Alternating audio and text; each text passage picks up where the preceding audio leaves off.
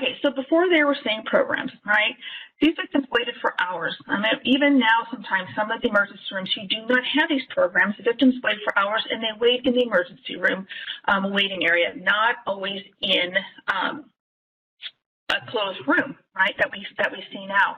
These ER staff, because they weren't bleeding, because they weren't broken, because they didn't, the heart hadn't stopped, they did not really recognize that these were victims of trauma, because a lot of these injuries that we see are underneath the skin or often, covered by clothing, or sometimes don't present right away as a sexual assault.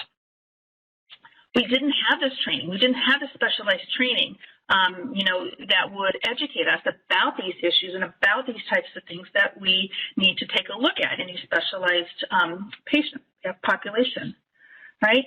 The other thing that we see a little bit here and there, too, is the victim blaming. And staff saying, well, why are you wearing that? Or why didn't you do this? Or why were you out drinking so late? Or why did you have so many drinks? This victim blaming is something that is evolving slowly, right? And we are trying to, rectify that a little bit more by understanding that these are not, our victims are not the people who need to change. We need to change the people that are perpetrating on these victims. Okay, so this is just a quick story. This is a woman who, in 1988, was raped at knife point by a man who pushed her way into her home and tied her up in a basement.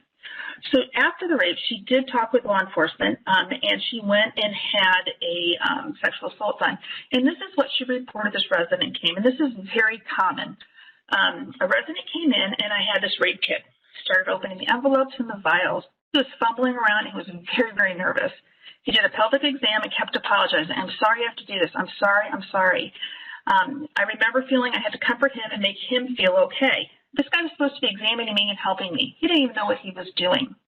When I was at a residency program, when I do have residents going through this, we do have instructions that come in the kit, but I always will let them know and tell them, please do not read the kit, just be familiar. And again, a lot of times they're afraid of missing something. But honestly, this is a head-to-toe exam, just like you're taught in medical school, just like we're taught, in nursing school. We just have to be a little bit more thorough and document just a little bit better with these patients.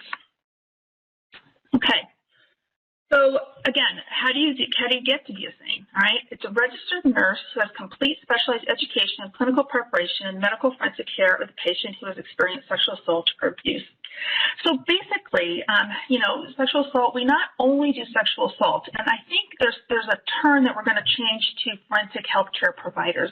And one of the reasons is because our sexual assaults are coming in with additional injuries, whether it be towards interpersonal violence, asphyxiation, whatever it is, we are still providing comprehensive care.